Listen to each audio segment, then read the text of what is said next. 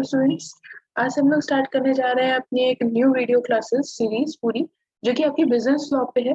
BCom का जो second semester है, इसमें आपको लखनऊ यूनिवर्सिटी के अंदर बिजनेस लॉ एक सब्जेक्ट है, वो भी पढ़ने को मिलेगा।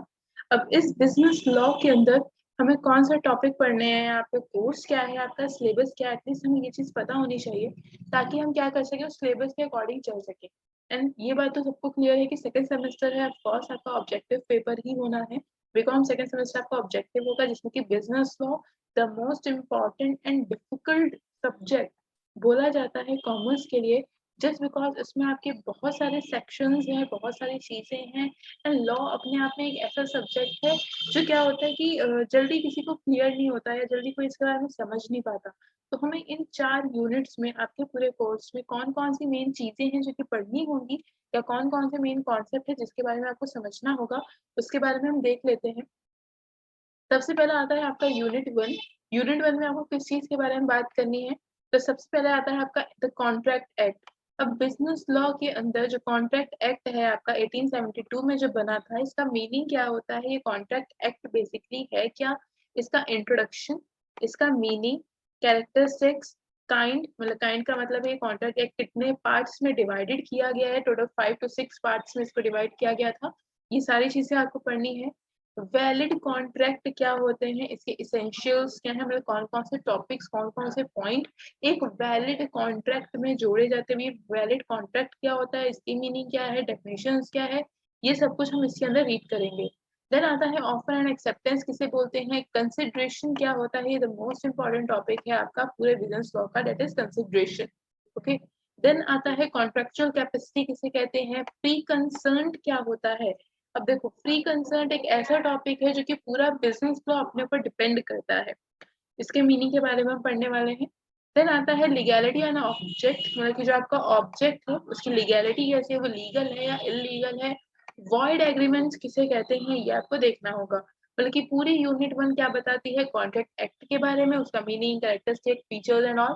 देन कितने पार्ट्स में इसको डिवाइड किया गया था, क्या क्या डेफिनेशन है, किस सेक्शन में क्या बात की गई है, एक वैलिड कॉन्ट्रैक्ट के अंदर कौन कौन से इसेंशियल टर्म्स जो कि इंक्लूड किए जाते हैं, ऑफर एंड एक्सेप्टेंस क्या होता है, consideration, contractual capacity, pre concern, legality and object, and the most important is void agreement.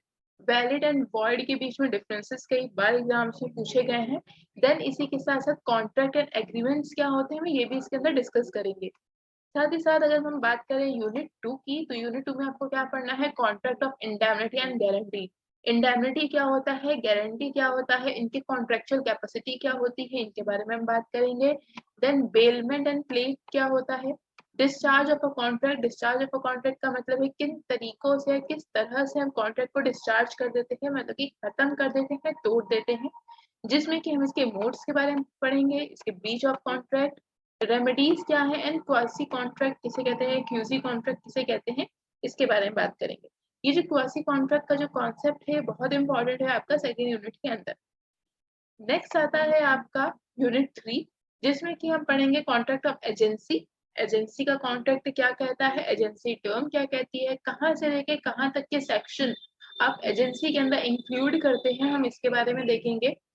Sales of goods act जो कि 1930 में बना था, ये क्या कॉन्सेप्ट है, कॉन्ट्रैक्ट एक्ट में कैसे ये इंपॉर्टेंट रोल प्ले करता है, इसमें क्या हमें पढ़ना होगा, कॉन्ट्रैक्ट ऑफ सेल के बारे में, इसके मीनिंग के बारे में, difference between sale and arrangement of sale, मतलब कि सेल के बीच में अरेंजमेंट या एग्रीमेंट ऑफ सेल जो होता है, इन दोनों में मेन डिफरेंस क्या है, मतलब कि एक सामान को एक्चुअली सेल कर देना, एंड देन एक कॉन्सेप्ट है कि एग्रीमेंट करना टू सेल, कि हम आपसे सेल करेंगे, आपके साथ सेल करेंगे, एक डील साइन करना, इनमें मेन डिफरेंस क्या होता है, हम इसकी बात करेंगे।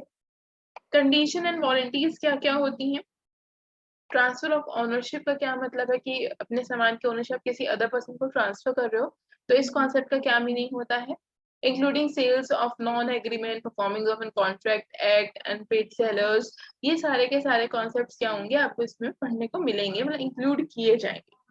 देन जो आपका यूनिट 4 आता है, तो यूनिट 4 में नेगोशिएबल इंस्ट्रूमेंट एक्ट के बारे में पढ़ना होगा, जो कि 1881 में इंट्रोड्यूस किया गया था। ठीक है, जिसमें कि हम इसकी डेफिनेशन पढ़ेंगे। अब देखो, नेगोशिएबल इंस्ट्रूमेंट्स का जो टॉपिक है आप ऑलरेडी एक बार पढ़ चुके होंगे, मतलब कि जब आप बिजनेस पढ़ रहे थे अपना 11th में या फिर आपके क्लास 12th में जो आप बिजनेस स्टडीज पढ़ रहे थे, इसमें नेगोशिएबल इंस्ट्रूमेंट जो आपकी मनी मार्केट थी या आपके जो कैपिटल मार्केट का जो चैप्टर था फाइनेंशियल मार्केट्स का, उसमें कॉन्सेप्ट आपके दिए गए थे। तो आपको वही चीज दोबारा से रिपीट होगी। टाइप्स ऑफ नेगोशिएबल इंस्ट्रूमेंट्स कितने तरह के होते हैं, जैसे कि प्रोविजनरी नोट क्या होता है, इसके टर्म टाइम पीरियड कितना होता है, कब इशू किया जाता है, हमें ये देखना होगा। बिल ऑफ एक्सचेंज क्या होता है, चेक किसे कहते हैं, इंडोर्समेंट क्या है, अदर जितने भी टाइप्स होते हैं। होल्डर कौन होता है and the holder in due, ये कौन सा कोर्स होता है, मतलब कि एक होल्डर है, होल्डर इन ड्यू का क्या कॉन्सेप्ट है, इसके बारे में हम डिस्कस करेंगे। Consumer protection act 1986 is the most important topic and the easiest topic जो आपकी बिजनेस लॉ कैरी करता है related to the consumer protection act, जो कि आप क्लास 12th में ऑलरेडी पढ़ चुके हो। ये उसके बारे में डील करता है कि इसके ऑब्जेक्टिव क्या है, साइलेंट प्रोविजंस, मतलब कि कौन कौन से एक्ट इसके अंदर आपको दिए गए हैं। ये पूरा क्या है, आपका कोर्स है, पूरा सिलेबस है बिजनेस लॉ का in the second semester. Second semester में जो 6 सब्जेक्ट है उनमें से एक सब्जेक्ट आपका जो पेपर 2 है वो बिजनेस लॉ का पेपर है। पेपर 1 कंपनी अकाउंट्स का पेपर है। तभी हमने जो डिस्कस किया है वो बिजनेस लॉ का डिस्कस किया है। इस पूरी प्लेलिस्ट के अंदर इन पूरे डे टू डे हम क्या करेंगे, एक एक टॉपिक क्लियर करते चलेंगे। The most important topics, the most upcoming topic जितने भी हैं आपके एग्जाम्स के लिए, प्रीवियस ईयर जितने भी क्वेश्चन पेपर्स में पूछे जा चुके हैं उनके बारे में हम देखेंगे। मेन चीज आपको यहाँ पे क्या ध्यान देनी है वो है आपके सेक्शंस। टोटल आपको 200 प्लस सेक्शंस यहाँ पे पढ़ने होंगे। सेक्शंस के भी सब सेक्शंस आपको देखने को मिलेंगे, जैसे सेक्शन 2 का ए बी सी डी करके कई सारे पार्ट्स, आपके 10 पार्ट्स टोटल दिए गए हैं। वैसे ही हर पार्ट के अंदर, हर टॉपिक के अंदर आपको देखना होगा कि कौन सा टॉपिक किस सेक्शन या किस सब सेक्शन के अंदर दिया गया।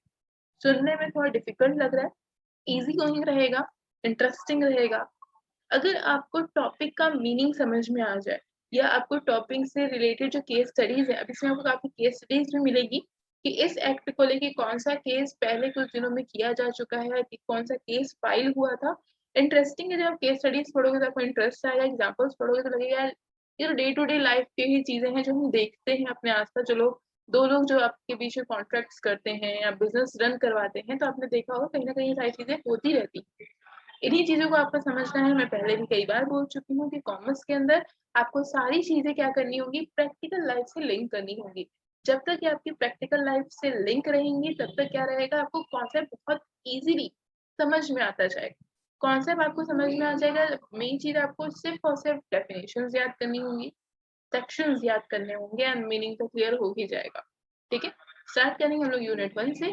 आगे आने वाली सारी वीडियोस में हमारे एक एक टॉपिक, एक एक कॉन्सेप्ट क्लियर रहेंगे। अगर किसी भी तरह का कोई भी डाउट होता है तो जस्ट कमेंट करिए नीचे, हम आप हमेशा कोशिश करेंगे कि आपको सोल्यूशन प्रोवाइड करते रहें। लखनऊ यूनिवर्सिटी में जो भी कोर्स के अंदर चेंज किया जाता है या जितनी भी चीजें लखनऊ यूनिवर्सिटी से रिलेटेड है, वो सारी की सारी इन्फॉर्मेशन आपको यहाँ से मिल जाएगी। Thank you.